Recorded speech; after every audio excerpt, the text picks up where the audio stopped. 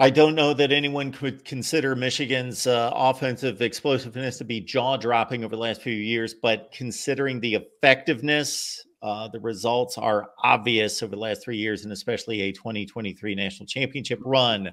But a new guy is at the helm in regards to both on the sidelines and under center, and we will talk Michigan offense with Nelson Hubble from Maize and Blue Review. Nelson, how you doing today? I'm doing great, Mark. Thanks for having me. Absolutely. I guess we can start right there with J.J. McCarthy. He moves on to the NFL. There's a lot of debate as to whether he should be a top pick or if he's just somewhere in that 15 to 20 range. When we look at the guys vying for the job, there could be also a debate as to whether Alex Orji is going to be that guy or whether they need to go to the transfer portal or what needs to be done. So what are your thoughts as the guys have just started spring practice? Yeah, I think when it comes to the transfer portal, we'll just get that out of the way. There doesn't seem to be a huge interest from Michigan. If some big name were to pop up and something was to happen for whatever reason here, maybe they go and look at that guy. But right now, you mentioned Orji, but the way they're approaching it is they're starting with the vets. The oldest guys are going to be getting first team reps mostly, and then you'll work your way down to how many, who gets what. So that means a guy named Jack Tuttle, who we talked about last time. It might have been the last time I was on here. Definitely one of the last few times I've been on. I mentioned how Tuttle was applying for his 7th season, and I didn't think he was going to get it. Frankly, the NCAA, though, not a lot of what they do makes sense, and Tuttle got his 7th year, so he's back. There is a shot that he starts.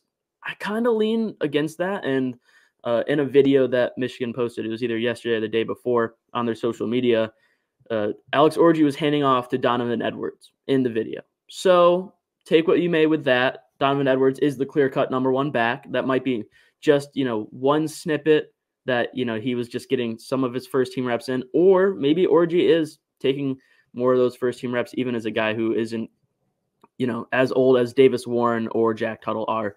So you work through the list, right? Tuttle, oldest guy, 7th year. Davis Warren, I think probably in his 5th year. He's 4th, maybe. He's, redshirted somewhere in there. And then there's Jaden Denegal, Alex Orji, same class. And then Jaden Davis, true freshman coming in, highly touted true freshman quarterback. So they're all going to compete. A lot of the talk seems to lean Orji or Denegal right now. Okay, so based on what we've seen a lot more of Alex Orji than Denegal. How would you size them up? Is this going to be a situation where, depending on who they select, they're going to have to change up the offense and alter it based on that selection, or how similar are they? Completely different players.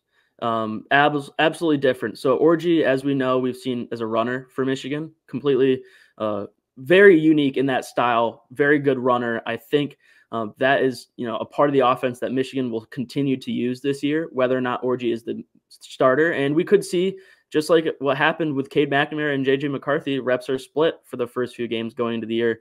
Who knows? But what Denegal brings is he's a better passer. He's more he's still a big guy. He's 6'4". He's a tall guy, but he's more of a pocket passer. And he's more developed as a passer than Orji is, at least is what it seems like.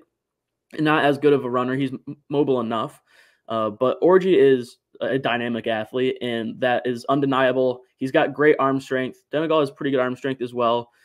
It's the accuracy issues and reining in that arm strength a little bit for Orji that we're going to have to see how he develops in that component, because he's such an electric player as a runner, scrambler, and he's just a big dude. I mean, he's big, strong quarterback who kind of is like physically like a running back. So having him back there, if he's able to develop his passing skills enough, that would be a very unique threat. And I do think the offense looks completely different with him at the helm versus with just about any other quarterback on this roster.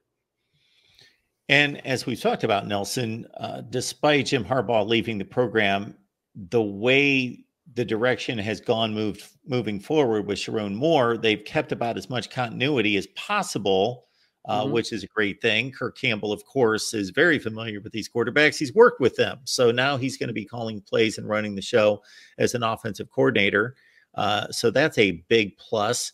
Has Sharon Moore stated at any point, this is what he would like the identity to be on offense? Or is it just going to be, hey, we've got a roster, we've got an offensive coordinator, we're going to play to our strengths and run whatever offense has been determined? Or does he really want to drive a vision for the offense going forward? I don't think he wants to really drive a vision. And I think that's part of the way Michigan evolved over the last few years to being what they were.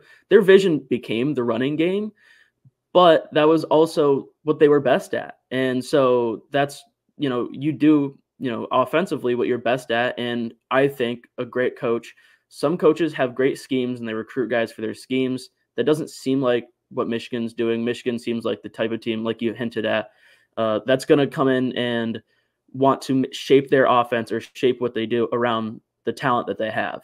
And so I don't think there's a specific vision, and maybe part of that. And I think they do definitely want to rely on the ground game still and ball control style offense.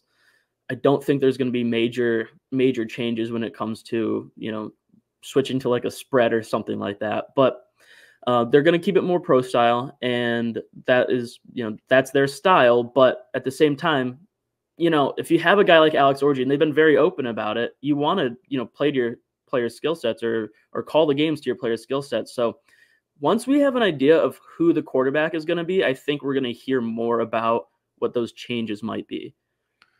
So Nelson, for you, in maxing out the abilities of Denegal and Orji, is Orji the better ceiling option just because of the running component, or is Denegal potentially that deadly of a passer that he could be just that good? Well, ceiling is it's a hard way to frame it, because when you look at the ceilings talent-wise of both those players, and by the way, we're not talking as much about Jaden Davis and Davis Warren and Jack Tuttle, who I think is probably just going to be the backup to whoever ends up winning that job.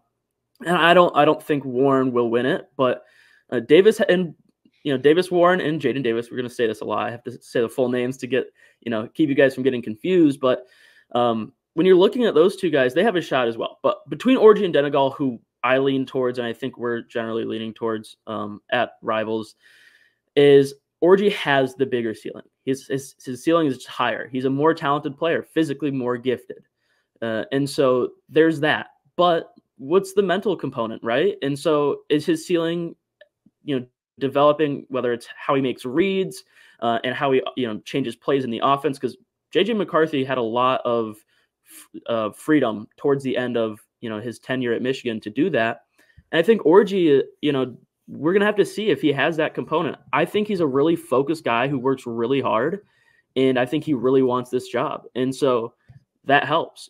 But Denegal, on the other side of things, is just a more polished passer. And so his ceiling as a passer is also, very great. It's a very high ceiling, but the running component we've talked about, not there as much for Denegal. So I think it's just going to be who's going to be able to max out, by the end of spring.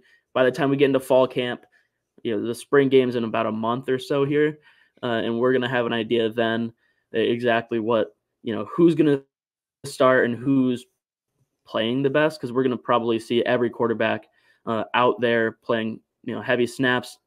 And there's 5 guys that you got to try out. So they know what they have in Tuttle. I think Warren as well. The other 3, Jaden Davis, Alex Orji, Jaden Denegal, who knows? But I do lean Orji. I just think that what he brings is so dynamic. And at the college game and with Michigan's offense, you don't have to be a dominant passing attack. We've seen it now. It's been proved.